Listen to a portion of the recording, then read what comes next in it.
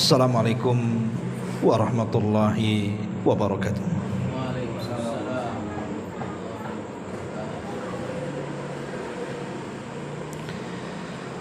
Bihamdillah wassalatu wassalamu ala rasulillah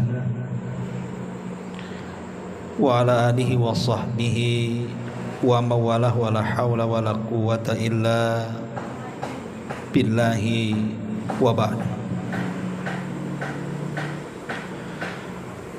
Alhamdulillah, segala puja dan puja hanya milik Allah subhanahu wa ta'ala. Salawat dan juga salam kita hadiahkan kepada Rasul kita Nabi besar Muhammad sallallahu alaihi wa ala alihi wasallam.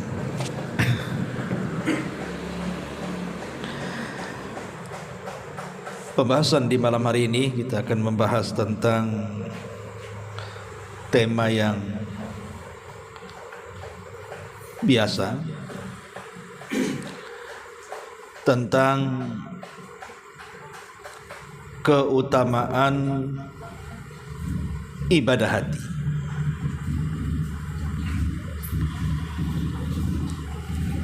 Kita tahu bahwa ibadah itu terbagi menjadi dua macam. Ada namanya ibadah zahir dan ibadah batin. Lah ibadah batin itu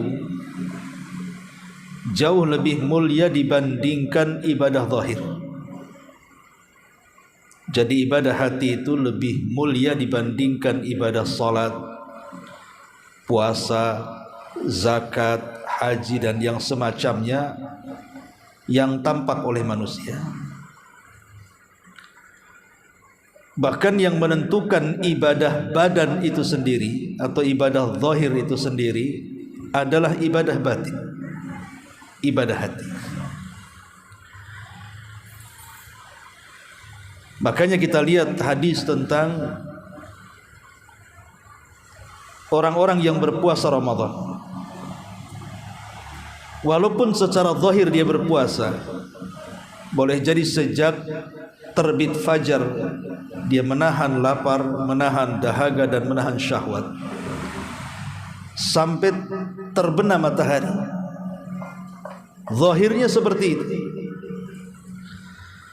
Tapi kalau dalam hatinya tidak ada niat puasa, maka puasanya tidak dianggap. Makanya Nabi SAW mengatakan malam yubayyitis siyam falasiyamalah. Orang yang tidak ada niat dalam hatinya berpuasa, maka puasanya tidak dianggap. Walaupun secara zahir dia menahan lapar, syahwat dan dahaga. Begitu juga orang-orang yang sholat. Boleh jadi lahiriahnya dia nampak khusyuk, mulai takbir sampai berdiri, ruku, sujud, sampai tasyahud, sampai selesai sholat, nampaklah khusyuk secara zahir. Tapi kalau sholatnya tidak ada ruhnya, tidak tumakninah, dan tumakninah itu amalan hati, tidak khusyuk, dan khusyuk itu amalan hati, maka boleh jadi bukan hanya pahalanya dikurangi, bisa sampai kepada sama sekali tidak berpahala. Jadi orang yang menghilangkan ibadah hati itu bisa merusak ibadah badan. Itulah kenapa ibadah hati itu penting dalam kehidupan. Nabi SAW satu hari duduk-duduk bersama para sahabat. Kemudian Nabi SAW memperlihatkan ada anak muda yang sedang melintas di Masjid Nabawi, di mana rambutnya penuh dengan tetesan air seolah-olah habis mengambil air wudhu. Kata Nabi SAW di hadapan para sahabat, man sarrahu an yanzura ila rajulin min ahlil jannah falyanzur hadar rajul. siapa di antara kalian yang ingin melihat anak muda dari penduduk sorga, lihatlah anak muda yang lewat itu, katanya. Besoknya Nabi SAW duduk lagi bersama para sahabat, lewat lagi anak muda itu. Sambil menjinjing sandalnya kata Rasul, siapa yang hendak melihat anak muda dari penduduk sorga, lihat anak muda yang lewat itu. Sampai 3 kali. Sehingga ada sahabat yang bernama Abdullah ibn Amr ibn As radhiyallahu anhu. Abdullah ibn Amr bin As ini adalah sahabat yang banyak mencatat hadis. Kalau Abu Hurairah menghafal, tapi kalau Abdullah ibn Amr bin As ini mencatat, dan catatan hadisnya di zaman itu terbanyak. Dan Abdullah ibn Amr ibn As ini selain daripada terkenal katibul wahyi, pencatat wahyu, dia juga pakar di dalam beribadah. Jadi sholat malamnya rajin, puasa sunnahnya rajin, baca Qur'annya rajin. Sehingga ketika Rasul mengatakan barang siapa yang ingin melihat anak muda dari penduduk sorga, lihatlah anak muda yang melintas itu. Jadi dalam hati Abdullah ibn Amr bin As ini dia mengatakan, apakah anak muda ini punya kelebihan satu ibadah yang saya tak punya? Jadi dia bertanya-tanya, apa sih kelebihannya? Karena Abdullah ibn Amr bin As ini kan memang dilebihkan di antara para sahabat, memang tidak pernah tinggal sholat malam, puasa sunnah, dan menghatamkan Al-Quran sebulan itu berkali-kali. Sehingga dia mengatakan, apakah anak muda itu punya amalan yang melebihi amalanku? Sehingga Rasul mengatakan seperti itu. Akhirnya Abdullah ibn Amr ibn As ini ingin mencari tahu apakah anak muda itu punya amalan yang ia tidak punya. Jadi pura-pura bertamu, karena anak muda ini belum menikah. Maka Abdullah ibn Amr bin As ini mengatakan, sesungguhnya aku dan orang tuaku ada sedikit masalah di rumah, dan aku pun diusir dari rumah. Bisa enggak kamu menampung saya selama 3 hari dalam rumahmu? Sebenarnya Abdullah ibn Amr ini tidak ada masalah dengan orang tuanya, cuman dia buat alasan biar bisa tinggal beberapa hari di rumah anak muda itu. Untuk apa? Untuk mengintip kira-kira ibadah apa yang dilakukan. Karena Rasul mengatakan dia termasuk penduduk sorga, itu masalahnya. Satu hari Abdullah ibn Amr ibn As ini memperhatikan anak muda ini. Dari mulai mau tidur sampai bangun tidur sampai tidur kembali. Tapi tidak ada yang istimewa.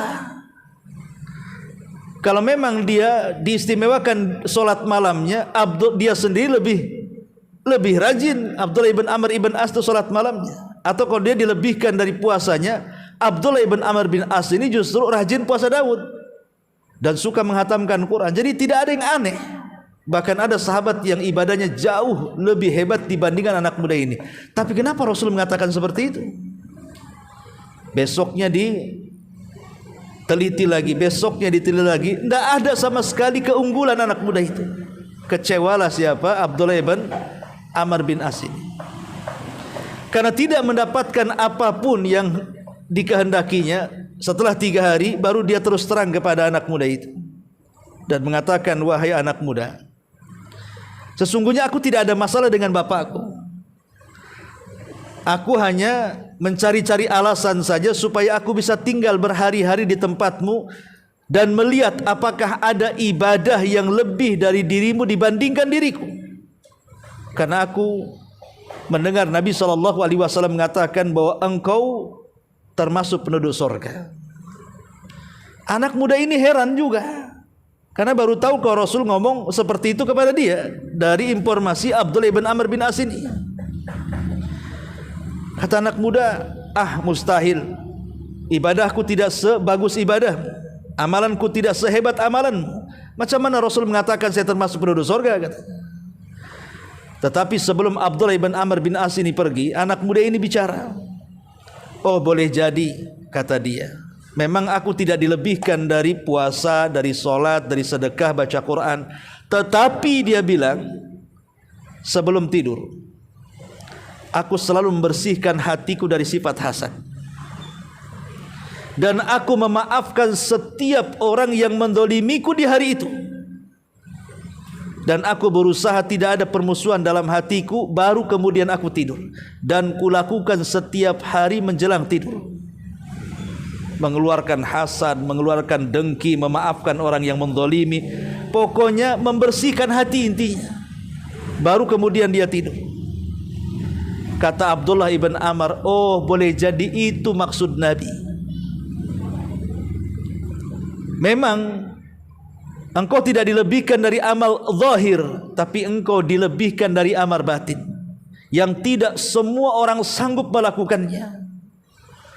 Karena belum tentu orang yang rajin sholat, rajin puasa, rajin sedekah, rajin baca Quran, dia bisa memaafkan orang. Dia bisa menghilangkan hasad, dia bisa menghilangkan dengki, dia bisa membersihkan hati. Belum tentu. Karena memang amalan hati itu amalan berat. Terkadang hari ini hati kita baik, terkadang hati besok kita sudah tidak baik lagi tuh. Karena Allah yang membolak-balikan hati kita. Makanya Ummu Salamah radhiyallahu anha mengatakan, doa yang sering dibaca Rasul dalam salat adalah ya muqallibal qulub tsabbit qalbi ala ta'atik. Wahai zat yang membolak-balikan hatiku, kata Rasul, tetapkan hatiku di atas ketaatan kamu. Ummu Salamah bertanya Rasul, kenapa engkau ini selalu berdoa kalimat itu wahai Rasul? Maka Rasul mengatakan, ya Ummu Salamah, hati saya, hati kamu, hati semua orang ada di genggaman jari jemari Allah. Allah bisa membolak-balikan sesuai dengan kehendaknya. Dari sini kita tahu betapa pentingnya amalan hati dan ibadah hati itu. Karena menentukan orang masuk surga dan tidak itu ditentukan dengan amal hati. Nanti pada hari kiamat ada seseorang dihadapkan kepada Allah Subhanahu wa taala membawa 99 catatan keburukan dia. Kemudian Allah katakan kepada orang yang membawa catatan 99 ini, bentangkan satu catatan. Maka dibentangkanlah satu catatan sejauh mata memandang catatannya itu. Semua keburukan dia itu baru satu catatan, sementara di tangannya ada 99 catatan. Berarti baru catatan, tersisa 98 catatan yang belum dibuka tuh. Tapi satu catatan jauhnya seperti mata memandang dan semua keburukan dia. Kemudian Allah mengatakan kepada anak muda yang dihadapkan kepada Allah ini, coba cek catatan itu, apakah ada salah? Anak muda ini mulai melihat catatannya dan mengatakan, ya Rabb, iya semua itu dosa-dosa saya. Allah mengatakan, coba perhatikan lagi, jangan-jangan malaikat yang mencatat catatan itu keliru. Anak muda ini mengatakan, tidak ya Rabb, ini semua catatan saya. Maka Allah mengatakan, halaka hasan, apakah kamu punya kebaikan yang bisa membandingi catatan ini? Dan mengatakan tidak ada. Kalaupun punya kebaikan, buat apalah kebaikan itu dibandingkan catatan keburukanku ini. Dia sudah lemas, sudah putus asa, bahkan kakinya sudah hendak melangkahkan ke neraka, tapi Allah memanggilnya, sini fulan, sesungguhnya kamu punya kebaikan. Maka dikeluarkanlah bitokoh, kartu bertuliskan la ilaha illallah. Anak muda ini masih kurang yakin dan mengatakan, buat apa bitokoh itu, maksudnya kartu yang bertulisan la ilaha illallah, dibandingkan semala. Mengatakan, ya fulan, kartu ini maksudnya yang bertuliskan la ilaha illallah, kalau ditimbang maka lebih berat dibandingkan 99 catatan keburukan. Akhirnya ditimbang, 99 catatan keburukannya diletakkan di satu neraca, kemudian kartu la ilaha diletakkan di neraca satunya. Kata Nabi SAW, tasat bihinna la ilaha illallah. Tiba-tiba timbangan neraca yang berisikan bitokoh la ilaha illallah melesat ke atas, menunjukkan lebih berat dibandingkan 99 catatan keburukannya. Itulah bedanya timbangan dunia dengan timbangan akhirat. Kalau timbangan dunia kalau berat ke bawah, kalau timbangan akhirat kalau berat ke atas. Karena sorga itu di atas, neraka itu di bawah. Ya. dari 99 catatannya yang semuanya berisikan keburukan dengan kalimat la ilaha illallah. Dan kalimat la ilaha illallah adalah tauhid, dan tauhid itu amalan hati. Tauhid itu amalan hati. Dari sini kita tahu bahwa amalan hati ini bisa menentukan orang selamat dari neraka dan orang masuk ke dalam surga. Begitu juga sebaliknya. Amalan hati ini kalau buruk, bisa saja kemudian melemparkan seseorang ke neraka, walaupun lahiriahnya dia mengamalkan amalan penduduk surga. Kalau hatinya kotor. Jadi kalau hati bersih menyelamatkan dia dari neraka, tapi kalau hati kotor memudahkan dan menjungkir balikan dia ke neraka. Ingat kata Abu Hurairah radhiyallahu anhu dari Nabi SAW, awal man tusyu'ira bihin nar yaumal qiyamah. Manusia yang pertama disentuh api neraka. Jadi ada 3 manusia yang pertama disentuh api neraka sebelum yang lainnya, orang ini dulu. Siapa mereka? Pertama, orang yang mati syahid. Kenapa orang yang mati syahid disentuh oleh api neraka? Harusnya orang mati syahid itu masuk surga tanpa hisab. Dengarkan ceritanya. Orang yang mati syahid ini dihadapkan ke hadapan Allah. Kemudian ditampakkan kebaikannya di dunia. Kemudian Allah katakan, apakah itu engkau? Dia mengatakan, ya itu aku. Ustushhidu fika, aku mati syahid karenamu ya Rabb. Maka Allah mengatakan kadzabta. Malaikat mengatakan kadzabta. Allah mengatakan dusta kamu. Para malaikat mengatakan dusta kamu. Engkau berperang di situ supaya manusia mengatakan engkau itu pahlawan, bukan untuk mati syahid. Dan itu dibicarakan manusia.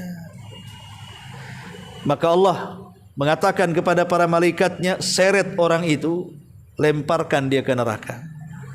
Apa salahnya orang yang mati syahid ini? Kenapa dia masuk neraka, harusnya masuk surga? Karena hatinya penuh dengan riya. Jadi berjuangnya itu bukan karena Allah, tapi supaya manusia menganggap dia seorang pahlawan dan pemberani. Kemudian yang kedua, orang yang diberikan oleh Allah kepakaran Quran. Dihadapkan kepada Allah, kemudian Allah mengatakan dan diperlihatkan amal dia di dunia, dan Allah katakan, bukankah itu engkau ketika di dunia? Dia mengatakan, iya ya Rabb, itu aku. Qara'tu fikal Quran, aku membaca Quran karenamu ya Rabb. Maka Allah mengatakan kadzab, dan malaikat mengatakan kadzabta. Allah mengatakan dusta kamu, para malaikat mengatakan dusta kamu. Kalau Allah menjelaskan kesalahannya, bukankah dulu sudah kuberikan suara yang baik, yang indah, tapi engkau membaca Quran supaya manusia mengatakan engkau qari. Engkau pembaca Quran yang hebat, yang handal, yang bagus. Engkau dikatakan manusia qari, dan itu sudah ma'ruf, semua orang bicarakannya. Maka Allah mengatakan kepada para malaikat, seret orang ini, masukkan ke neraka. Kenapa orang yang pakar baca Quran, yang mengajarkan Al-Quran, yang menyenandungkan Al-Quran, kok dimasukkan ke neraka? Bukan karena bacaan Qurannya, tapi karena saat membaca Quran penuh dengan riya dalam hatinya, ingin dipuja dan dipuji manusia. Itulah yang menjadikan dia menjadi manusia yang pertama disantap api neraka. Kemudian yang ketiga, orang yang bersedekah. Di mana tempat-tempat yang harusnya disedekahi, dia sedekahkan. Tidak ada tempat yang berhajat kepada sedekahnya, karena dia kaya raya, pasti akan diberikan sedekah. Dan dia dikenal orangnya pemurah. Dihadapkan kepada Allah, diperlihatkan amal dia di dunia. Allah katakan, bukankah itu engkau yang kesana kemari ngasih sedekah? Maka orang mengatakan, ya Rabb, tasaddaqtu fika, aku bersedekah karenamu. Maka Allah mengatakan kadzab, malaikat mengatakan kadzab, Allah mengatakan kau dusta, para malaikat mengatakan kau dusta.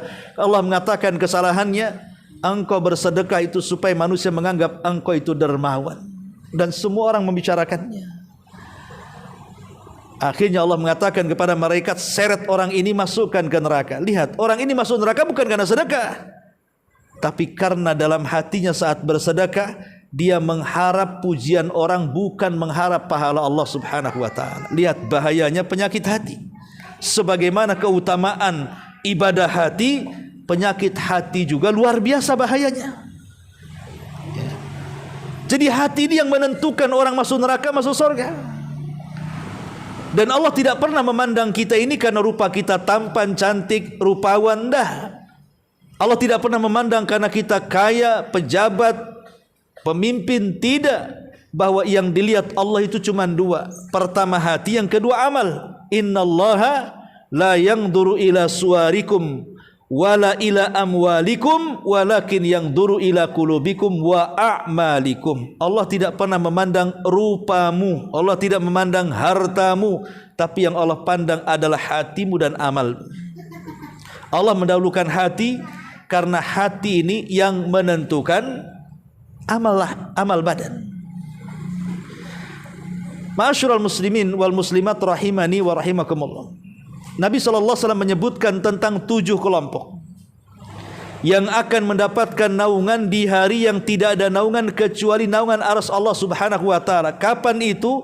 Saat matahari didekatkan 1 mil di atas kepala. Di padang mahsyar. Di situ ada orang-orang yang disediakan naungan dan tidak pernah disentuh oleh sengatan panasnya api, panasnya cahaya matahari. Siapa mereka yang 7 orang mendapatkan naungan itu? Rata-rata mereka adalah orang yang memiliki amalan hati. Salah satunya kata Nabi SAW, wa rajulani tahabba fillah ijtama alaihi wa tafarraqa alaihi. 2 orang laki-laki saling mencinta karena Allah, berkumpul karena Allah, berpisah karena Allah. Mencinta karena Allah, amalan hati. Kemudian warajulun dzakarallah khalian fafadat ainah. Dan juga seorang laki-laki yang bersendirian di tengah malam, tidak ada manusia yang melihatnya kecuali dia sendiri. Dia pun merenung kemudian meneteskan air matanya karena takut kepada Allah Subhanahu wa taala. Kemudian warajulan da'athu imra'atu dzatu mansabin wa jamalin. Seorang anak muda yang digoda oleh seorang wanita yang memiliki paras cantik dan kaya raya. Tapi anak muda ini mengatakan, saya tidak mau berzina dengan engkau, inni akhafullah, karena saya takut kepada Allah Subhanahu wa taala. Takut amalan hati.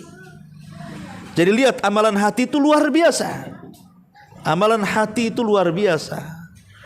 Sampai-sampai orang-orang yang akan mendapatkan naungan di hari yang tidak ada naungan kecuali dengan Allah, sebagian besar adalah karena mereka memiliki amalan hati. Abu Bakar Siddiq radhiyallahu anhu tidak dikenal dengan banyaknya salat malam, tidak dikenal dengan banyaknya puasa, tidak dikenal dengan banyaknya sedekah, tidak dikenal dengan keberaniannya. Karena di sana banyak para sahabat yang jauh lebih hebat dibandingkan Abu Bakar. Dari segi salat malamnya, ada sahabat yang jauh lebih hebat dibandingkan Abu Bakar. Yang puasa sunnahnya, ada sahabat yang jauh lebih hebat dibandingkan Abu Bakar.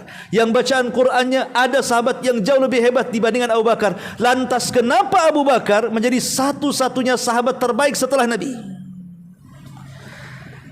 Karena Abu Bakar itu dijelaskan oleh para ulama, bima waqara fi qalbi, karena dia punya amalan hati yang tidak dimiliki para sahabat yang lainnya. Saat manusia mendustakan Nabi SAW, Abu Bakarlah yang membenarkannya. Saat peristiwa Isra Mi'raj, semua manusia meragukan cerita Nabi. Mana mungkin Nabi melakukan perjalanan yang ditempuh 1 bulan Masjidil Haram ke Aqsa, belum lagi sampai ke Sidratul Muntaha. Ini akal-akalan Muhammad saja. Yang kafir mengejek, yang sudah Islam ragu-ragu dengan keislamannya. Kecuali Abu Bakar. Dia mengatakan, kalaulah Muhammad mengeluarkan kata-kata yang lebih mustahil dibandingkan peristiwa Isra dan Mi'raj, maka aku pasti akan membenarkannya. Yang setiap hari turun wahyu dari langit saja aku benarkan, apalagi peristiwa ini. Lihat Abu Bakar Siddiq radhiyallahu dilebihkan karena apa? Amalan hati kan, bukan amalan badan di sini. Ma'asyiral muslimin wal muslimat rahimani wa rahmakumullah. Makanya Rasul pernah mengatakan, inna bil madinati larijalan ma sirtum masiran wala qata'tum wadiyan illa syarikukum fil ajri. Saat Rasul pulang dari perang, selesai perang artinya selesai dimenangkan oleh kaum muslimin dan hendak pulang ke kota Madinah, Maka Rasul mengatakan sesungguhnya di kota Madinah ada orang-orang yang tidak ikut perang. Dia tidak berjalan seperti kalian berjalan, dia tidak bertarung seperti kalian bertarung, dia tidak melintasi lembah-lembah seperti kalian melintasi lembah-lembah, tapi pahala mereka sama dengan kalian. Kenapa? Karena mereka sebenarnya ingin ikut bersama kalian, tetapi uzur yang mencegah mereka untuk berangkat bersama kalian. Maknanya apa? Niat jihadnya dianggap jihad walaupun tidak ikut jihad, karena ada hal-hal yang menghalangi dia untuk pergi jihad. Itu masalahnya. Ada uzur-uzur yang menghalangi dia pergi jihad, tapi dia ingin berangkat jihad. Maka niatnya ingin jihad itu pahalanya sama dengan orang yang berjihad. Nah, ini lihat bagaimana amalan hati itu luar biasa. Ya. Ma'asyiral muslimin wal muslimat rahimakumullah. Ya. Tetapi ada dua perkara jangan sampai ada pada hati kita, itu akan merusak hati. Ada dua perkara hindarkan, jangan sampai rusak. Dan kalau sudah rusak, ancamannya neraka. Pertama adalah menggantungkan hati kepada selain Allah. Jangan sampai hati kita digantungkan kepada selain Allah subhanahu wa ta'ala. Berdoa kepada selain Allah, meminta kepada selain Allah, takut kepada selain Allah, tawakal kepada selain Allah, mengharap kepada selain Allah, redha kepada selain Allah. Hilangkan ketergantungan hati kepada selain Allah, karena ini adalah perusak hati yang paling besar. Menggantungkan hati kepada selain Allah adalah kesyirikan, dan itu bisa saja syirik yang mengeluarkan manusia dari Islam. Menggantungkan hati kepada selain Allah, ini yang pertama, yang paling bahaya ini. Jangan menggantungkan hati kepada selain Allah. Kalau hendak tawakal, tawakal kepada Allah. Kalau hendak takut, takutlah kepada Allah. Kalau hendak mengharap, mengharaplah kepada Allah. Kalau hendak redha, redhalah kepada Allah. Dan begitu seterusnya. Jangan menggantungkan kepada selain Allah. Dan yang kedua yang merusak hati adalah al-fudul fi kulli syai'. Berlebih-lebihan dalam apapun. Jangan berlebih-lebihan dalam segala macam, segala hal. Berlebih-lebihan makan, itu bisa merusak hati. Berlebih-lebihan minum, itu bisa merusak hati. Karena orang kalau sudah kenyang, kayak ular sawah habis makan pasti tidur tuh.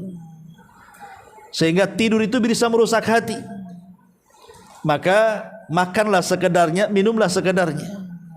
Karena berlebihan itu Allah tidak suka. Itu bisa merusak hati. Atau berlebihan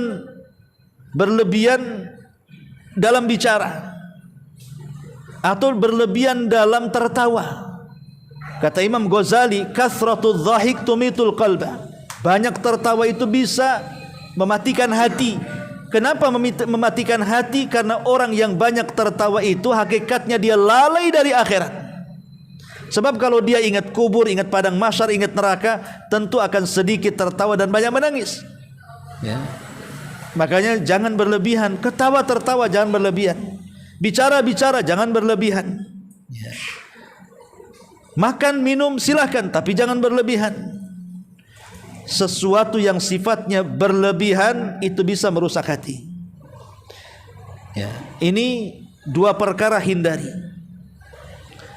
Jangan menggantungkan hati kepada selain Allah, dan jangan suka melampaui batas dalam segala hal. Adapun yang bisa membersihkan hati, kalau tadi kan dua perkara yang mengotori hati. Adapun yang bisa membersihkan hati kita supaya hati kita jernih bersih, pertama, mengingat kematian. Mengingat kematian, seperti ziarah kubur, melihat orang yang sedang sakaratul maut, atau kita melihat, atau kita sendiri yang memandikan, mengkafankan, menyolatkan dan menguburkan. Lihat orang-orang yang sedang berpisah dari alam dunia ke alam akhirat, kemudian renungkan. Jangan-jangan hari ini dia, besok saya.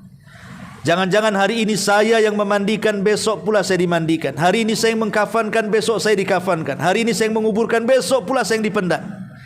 Dengan mengingat-ingat kematian seperti itu akan menjernihkan hati. Ini yang pertama, ya. Kemudian yang kedua, majalisus salihin. Hadir di majelis-majelis orang saleh, di majelis-majelis taklim, di majelis-majelisnya orang-orang baik. Karena majelisnya orang-orang yang tidak baik itu mengotori hati. Bermajelis dengan orang-orang yang sedang pesta narkoba, pesta khamr, pesta gibah, namimah dan yang semacamnya, pasti mengotori hati.